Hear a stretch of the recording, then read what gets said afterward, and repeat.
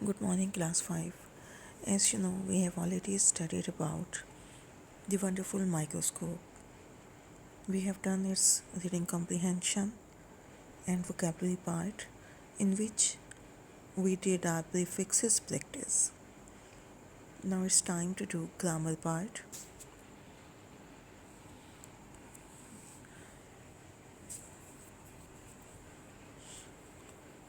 Look at page number 49. When a sentence begins with the doer performing an action, the sentence is in active voice. The receiver comes after the action. एक नया concept पढ़ने जा रहे हैं हम, आपके लिए नया कॉन्सेप्ट, जो कि है एक्टिव एंड पैसिव वॉइस। बहुत इनिशियल स्टेज पे बहुत आसान तरीके से आपको इसका कुछ इंट्रोडक्शन करवाऊंगी। अभी कुछ बेसिक चीज़ें आपने समझनी हैं इसके बारे में, जो वो ये हैं। वो बंदा जो कोई काम कर रहा हो उसको हम कहते हैं डूअर। वो काम जो हो रहा हो उसको हम कहते हैं एक्शन। और जिस चीज़ पर काम हो रहा हो उसको हम कहते हैं रिसीवर। ये तीन चीज़ें अभी आपने इसमें लर्न करनी है फर्स्ट स्टेप पे। कौन सी तीन चीज़ें हैं? Doer, action and receiver. The person who is doing a work is doer. The thing that is being acted upon is action, and the thing on which action takes place is receiver. Example में देखिए, Abby washes her clothes every morning. Abby is doer. Washes verb action. Abby धोती है हर clothes अपने कपड़े। अब एबे क्या धोती है? हर clothes अपने कपड़े धोती है। एबे हो गई डूअर, वॉशेस हो गई वर्ब, और हर क्लॉथ्स हो गया receiver. James Naismith invented basketball in 1891। Name हो गया हमारा डूअर। इन्वेंटेड एक्शन क्या हुआ कि उसने ईजाद किया, दरियाफ्त किया, इन्वेंट किया वर्ब, और क्या इन्वेंट किया? Basketball. This was the first step that is called active voice, means जिसमें हमारा डूअर पहले आता है और रिसीवर एंड पे आता है। हमारे पास एक और कॉन्सेप्ट है आपका, that is called passive voice. Passive voice क्या है? पैसिव वॉइस है when a sentence begins with a person और thing receiving an action. The sentence is in passive voice. Sometimes there is no doer in this sentence. जब हमारा sentence start होता है उस action के ज़रिए जो कि किसी चीज़ पर, किसी शख्स पर, किसी जगह पर हो रहा हो, means the last part of the sentence, जैसा कि हमने एक्टिव वॉइस में देखा, जो एंड पे रिसीवर आ रहा है।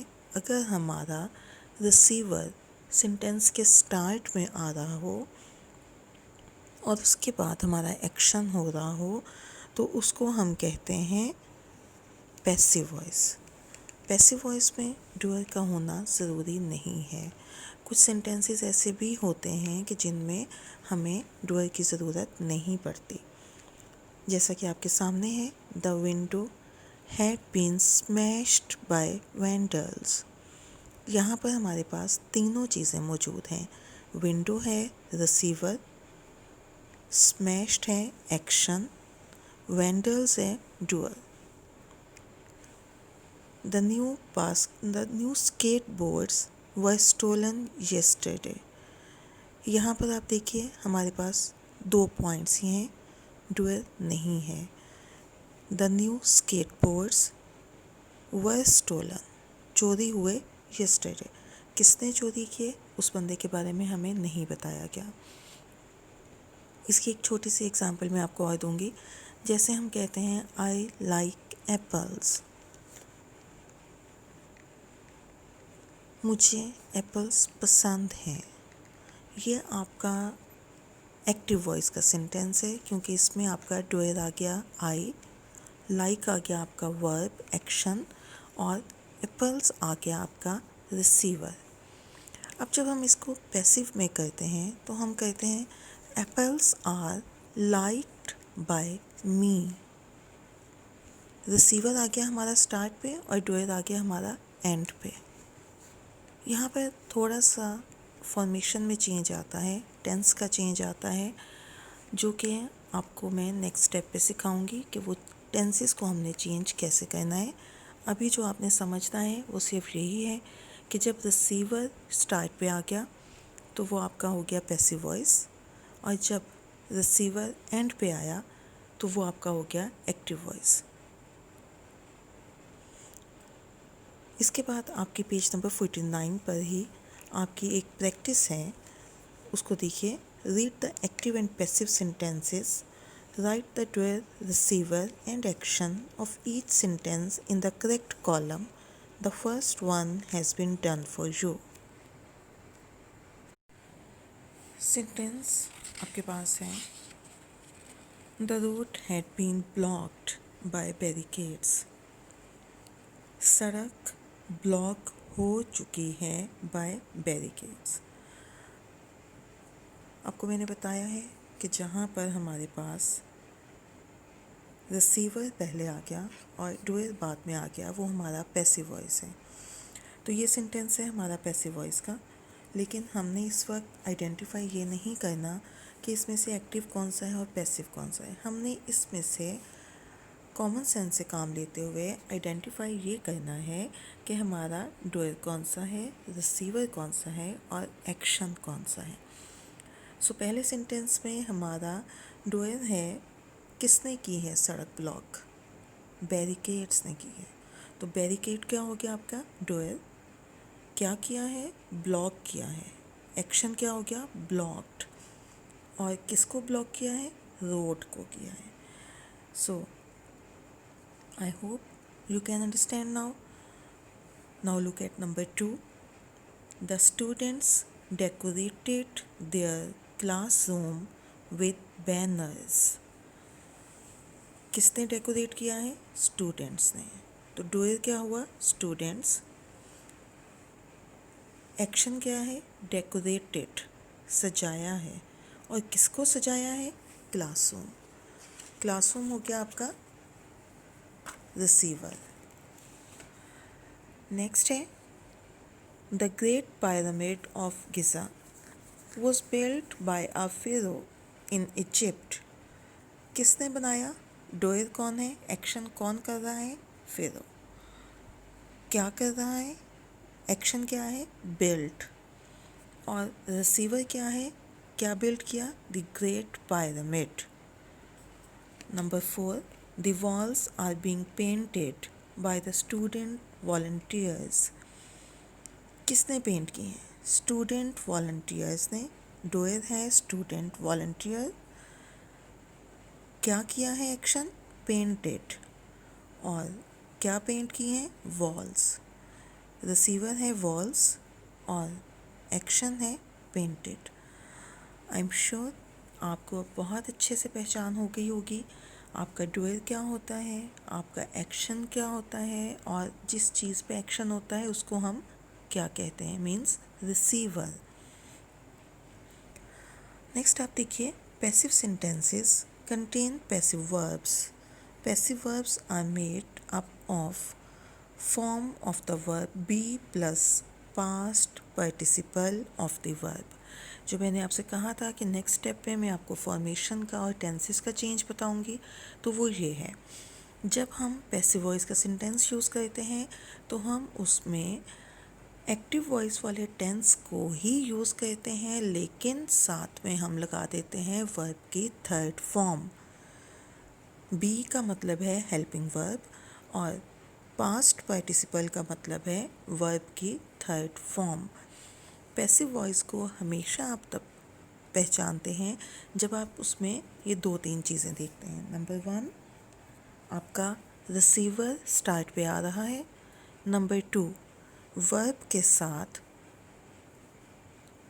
हेल्पिंग वर्ब के साथ वर्ब की थर्ड फॉर्म अप्लाई हो रही है। और नंबर 3, समटाइम्स आप इसके साथ बाय का यूज़ देखोगे और कई जगहों पर इसके साथ बाय का यूज़ नहीं होगा।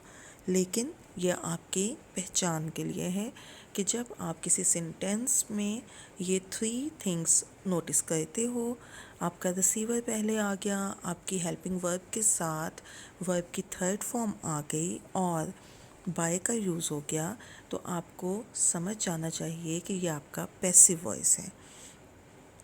इसकी थोड़ी सी प्रैक्टिस कर लेते हैं। Dessert is served after meals. Dessert is sweet dish. Is क्या है यहाँ पर आपका, ये जो आपने ऊपर देखा हाईलाइटेड कॉलम में, B means helping verb.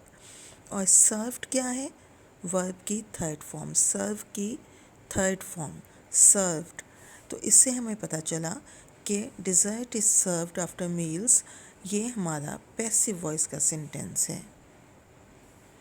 A horrible picture was hung on the wall. Was क्या है, हेल्पिंग वर्ब। hung क्या है, हैंग की third form, be plus past participle, helping verb plus verb की third form. Water is being pumped from the river to every home. Is being pumped, चूँकि ING का use था इसलिए हमें being use करना पड़ा, हेल्पिंग वर्ब के साथ बीइंग, पम्प्ड पास्ट पार्टिसिपल। ये भी हमारा पैसिव वॉइस का सेंटेंस है। The sheep were being chased out of the farm. Be क्या है, वर बीइंग, चेस्ड क्या है, past participle. Logan has been told to remove his bicycle from the porch. Has been, be means helping verb or told past participle. This forest had been considered sacred before it was flooded. Had been, be and considered past participle. A prize will be given for each correct answer. Will be given past participle. Mr. Frank will have been promoted if he had not been caught stealing. Will have, be means helping verb or promoted verb की third form means past participle. अब आप इसकी practice करें। Complete the passive verbs in the sentences. आपने क्या करना है, helping verb लगा हुआ है, वर्ब की थर्ड फॉर्म अप्लाई करनी है। Number 1 is the rat had been dash into the drain. Chase की सेकेंड फॉर्म होगी चेस्ड और थर्ड फॉर्म भी होगी चेस्ड। तो हम क्या फिल करेंगे, the rat had been chased into the drain. Number 2 is look at the scraps all over the room. The pages were dashed by mark in anger. Scrap all over the room, पूरा कमरा dirty है, बिखरे हुए pages. अब हमने लगाना है past participle verb की third form, tear, tore, torn. Torn is TORN. Torn is the third form. Number 3 is the story was dashed by Ethan's grandfather for his children. Write, wrote, written. WRITTEN, written.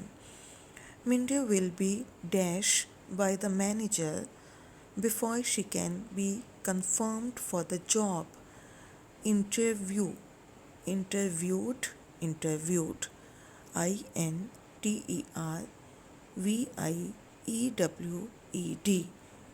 And that's all for today.